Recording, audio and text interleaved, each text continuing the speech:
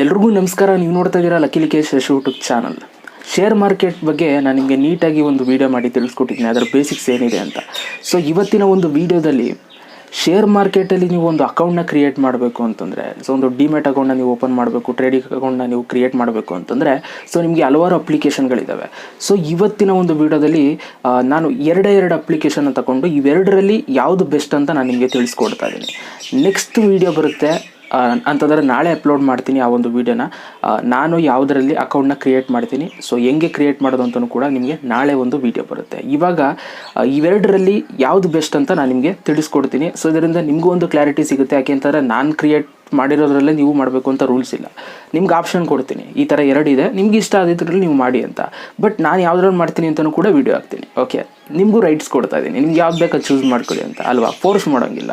So ಆದ್ದರಿಂದ ಇವತ್ತಿನ ಒಂದು ವೀಡಿಯೋದಲ್ಲಿ ಎರಡು ಒಂದು ಅಪ್ಲಿಕೇಶನ್ ಬಗ್ಗೆ ನಾನು ಮಾತಾಡ್ತಾ ಇದ್ದೀನಿ. ಒಂದು ಏಂಜಲ್ ಬ್ರೋಕಿಂಗ್, ಇನ್ನೊಂದು ಝೀರೋದಾ ಅಂತ. ಸೊ ಇವೆರಡರಲ್ಲೂ ಕೂಡ ನೀವು ಒಂದು ಡಿಮ್ಯಾಟ್ ಅಕೌಂಟ್ನ ಕ್ರಿಯೇಟ್ ಮಾಡಿಬಿಟ್ಟು ಒಂದು ಟ್ರೇಡಿಂಗ್ ಅಕೌಂಟ್ನ ಕ್ರಿಯೇಟ್ ಮಾಡ್ಕೋಬೋದು ನೀವು. ಸೊ ಆದ್ದರಿಂದ ಇವೆರಡರಲ್ಲಿ ಏನೇನು ಡಿಫ್ರೆನ್ಸ್ ಏನಿದೆ, ಈ ಯಾವುದರಲ್ಲಿ ಕ್ರಿಯೇಟ್ ಮಾಡ್ಕೊಂಡ್ರೆ ಏನೇನು ಬೆನಿಫಿಟ್ ಸಿಗುತ್ತೆ ಅಂತ ಇವಾಗ ನಾವು ನೋಡ್ತಾ ಹೋಗೋಣ. ಸೊ ಮೊದಲನೇದಾಗಿ ಏಂಜಲ್ ಬ್ರೋಕಿಂಗ್ ಬಂದು 1987ರಲ್ಲಿ ಬಂದಿದೆ. ಓಕೆ, ಸೊ ಇನ್ನು ನಾವು ಝೀರೋದಾನ ನಾವು ನೋಡೋದಾದರೆ ಇದು 2010ರಲ್ಲಿ ಬಂದಿರುವಂಥದ್ದು. ಇದು ಒಂದು ಡಿಫ್ರೆನ್ಸ್ ಅಂತಲೇ ಹೇಳ್ಬೋದು. ಫಸ್ಟು ಏಂಜಲ್ ಬ್ರೋಕಿಂಗ್ ಬಂದಿದೆ. ಸೊ ಇನ್ನು numbers of branches in India ಅಂತಂದರೆ, ಇಂಡಿಯಾದಲ್ಲಿ ಇದ್ರ ಬ್ರಾಂಚಸ್ ಎಷ್ಟಿದೆ ಏಂಜಲ್ ಬ್ರೋಕಿಂಗ್ದು ಅಂತಂದರೆ 11,000ಕ್ಕಿಂತ ಹೆಚ್ಚು ಬ್ರಾಂಚಸ್ಗಳು ಇದರಲ್ಲಿದ್ದಾವೆ. ಓಕೆ, ಸೊ ಇವಾಗೆಲ್ಲ ಆನ್ಲೈನ್ ಮಾಡ್ತಾ ಇದ್ದಾರೆ ಬಿಡಿ, ಈಗ ಬ್ರಾಂಚಸ್ ಅವಶ್ಯಕತೆನೇ ಇಲ್ಲ.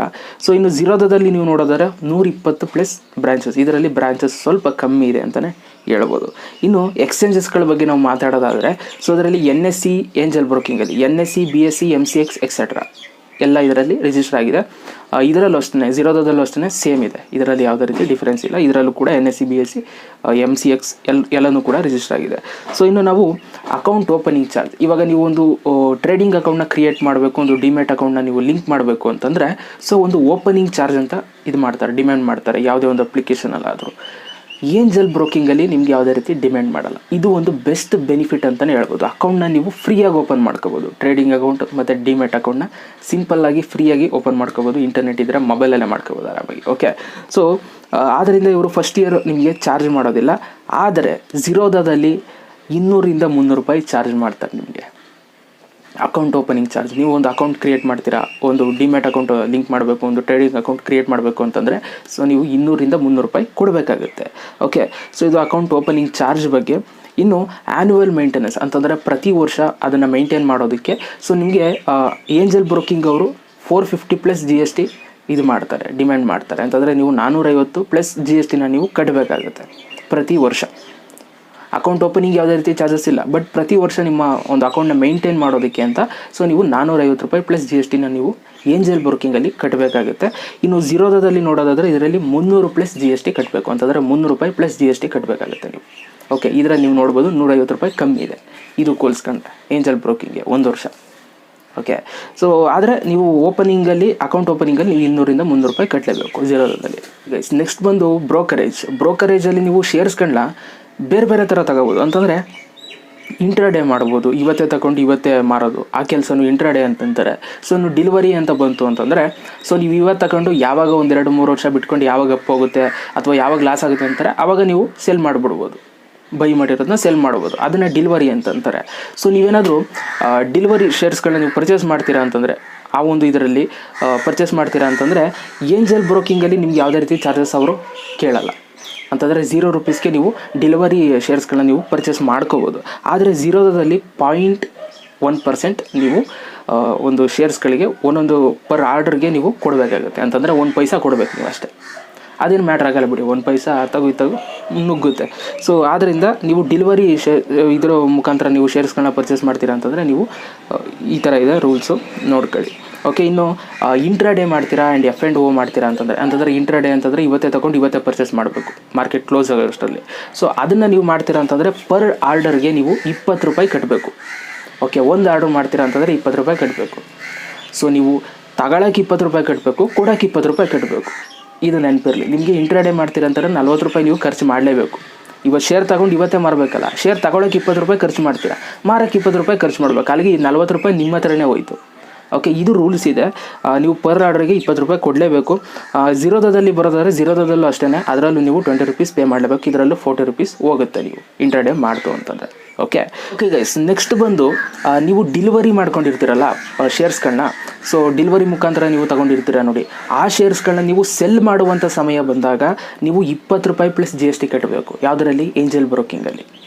ಓಕೆ, ನಾನು ಹೇಳಿದ್ದ ಅರ್ಥ ಆಯಿತಾ? 1 ವರ್ಷಕ್ಕೆ ನೀವು 2 ವರ್ಷ ಬಿಟ್ಕೊಂಡು ನಾನು ಮಾರಬೇಕು ಅಂದ್ಕೊಂಡಿರ್ತೀರಲ್ಲ, ಶೇರ್ಸ್ ತೊಗೊಂಡಿರ್ತೀರಲ್ಲ, 0 ರೂಪಾಯಿ ತೊಗೊಂಡಿರ್ತೀರ. ಆದರೆ ಮಾರಬೇಕಾದ್ರೆ ನೀವು 20 ರೂಪಾಯಿ ಕಟ್ಟಬೇಕು. ಯಾವುದರಲ್ಲಿ? ಏಂಜಲ್ ಬ್ರೋಕಿಂಗಲ್ಲಿ. ಸೊ ಇನ್ನು ನೀವು ಇದರಲ್ಲಿ ನೋಡೋದಾದ್ರೆ ಝೀರೋದಲ್ಲಿ ನೀವು 13.5% ನೀವು ಪ್ಲಸ್ GST ಕಟ್ಟಬೇಕಾಗುತ್ತೆ. ಓಕೆ, ಡಿಫ್ರೆನ್ಸ್ ಗೊತ್ತಾಯ್ತಾ?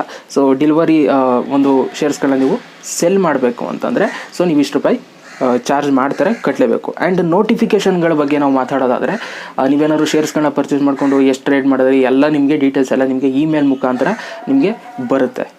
ಏಂಜಲ್ ಬ್ರೋಕಿಂಗಲ್ಲೂ ಬರುತ್ತೆ ಆ್ಯಂಡ್ ಝೀರೋದಲ್ಲೂ ಕೂಡ ಬರುತ್ತೆ. ಆ್ಯಂಡ್ SMS ಅಷ್ಟೇ, SMS ಏಂಜಲ್ ಬ್ರೋಕಿಂಗಲ್ಲಿ ಬರುತ್ತೆ, ಆದರೆ ಝೀರೋದಲ್ಲಿ SMS ಬರೋದಿಲ್ಲ. ಓಕೆ, ಇನ್ನು ಫಂಡನ್ನು ನೀವು ಆ್ಯಡ್ ಮಾಡಬೇಕು ಅಂತಂದರೆ ನೀವು ದುಡ್ಡನ್ನು ಆ್ಯಡ್ ಮಾಡಬೇಕು ನಿಮ್ಮ ಒಂದು ವ್ಯಾಲೆಟ್ಗೆ ಅಂತಂದರೆ, ಸೊ ನೀವು ನೆಟ್ ಬ್ಯಾಂಕಿಂಗ್ ಫ್ರೀ ಇರುತ್ತೆ ಏಂಜಲ್ ಬ್ರೋಕಿಂಗಲ್ಲಿ. ಆ್ಯಂಡ್ UPI, ಗೂಗಲ್ ಪೇ ಇವೆಲ್ಲ ಫ್ರೀ ಇರುತ್ತೆ. ನೀವು ಆರಾಮಾಗಿ ಯಾವುದೇ ರೀತಿ ಚಾರ್ಜಸ್ ಮಾಡಲ್ಲ, ನೀವು ದುಡ್ಡನ್ನು ಆ್ಯಡ್ ಮಾಡ್ಬೋದು.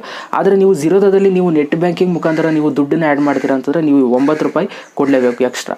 ಓಕೆ, 9 ರೂಪಾಯಿ ಚಾರ್ಜ್ ಮಾಡ್ತಾರೆ, ಪ್ಲಸ್ GST ಇರುತ್ತೆ. ಆ್ಯಂಡ್ UPI ಮತ್ತು ಗೂಗಲ್ ಪೇಲಿ ನೀವು ಪೇ ಮಾಡ್ತೀರಾ ಅಂತಂದರೆ ಫ್ರೀಯಾಗಿ ಇರುತ್ತೆ.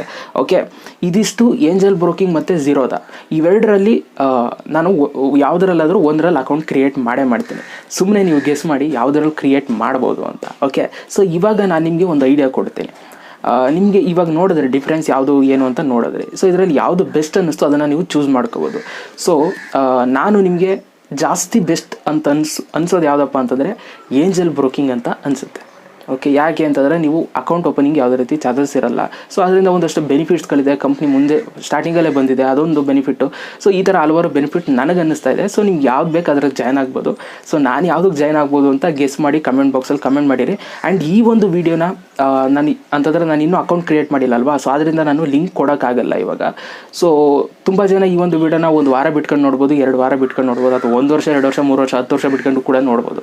ಸೊ ಅಂಥವ್ರಿಗೆ ನಾನು ಆಲ್ರೆಡಿ ಲಿಂಕ್ ಕೊಟ್ಟಿರ್ತೀನಿ ನಿಮ್ಗಳಿಗೋಸ್ಕರ. ಹೆಂಗೆ ಅಂತಂದರೆ 1 ವರ್ಷ ಆದಮೇಲೆ ನಾನು ಅಕೌಂಟ್ ಆಲ್ರೆಡಿ ಕ್ರಿಯೇಟ್ ಮಾಡಿರ್ತೀನಲ್ಲ, ಅದರ ಲಿಂಕ್ನ ತಂದಿದ್ದೀರಲ್ಲ ಹಾಕಿರ್ತೀನಿ ಡಿಸ್ಕ್ರಿಪ್ಷನಲ್ಲಿ. ಇವತ್ತು ವೀಡಿಯೋ ನೋಡ್ತಾ ಇರೋರಿಗೆ ಲಿಂಕ್ ಸಿಗಲ್ಲ, ನಾಳೆಯಿಂದ ನಿಮಗೆ ಲಿಂಕ್ ಸಿಗುತ್ತೆ. ಓಕೆ, ಅಂತಂದರೆ ನಾಳೆಯಿಂದ ನಾನು ಅಕೌಂಟ್ ಕ್ರಿಯೇಟ್ ಮಾಡಿರ್ತೀನಲ್ಲ, ಆ ಒಂದು ಕಾರಣಕ್ಕೆ ನಾನು ನಿಮಗೆ ಲಿಂಕ್ನ ಕೊಡ್ತೀನಿ. ಸೊ ಇದಿಷ್ಟು ಡಿಫ್ರೆನ್ಸ್ಗಳು. ಐ ಥಿಂಕ್ ವೀಡಿಯೋ ಇಷ್ಟ ಇದೆ ಅಂತ ಅಂದ್ಕೊಳ್ತೀನಿ. ಇಷ್ಟ ಇರೋ ಒಂದು ಲೈಕ್ ಮಾಡಿ, ಹೇಗೆ ಅನ್ಸುತ್ತೆ ಕಮೆಂಟ್ ಮಾಡಿ. ಮತ್ತೆ ಸಿಗ್ತೀನಿ ಎಲ್ರಿಗೂ. ಬೈ, ಜೈ ಹಿಂದ್, ಒಂದೇ ಮಾತಾಡ.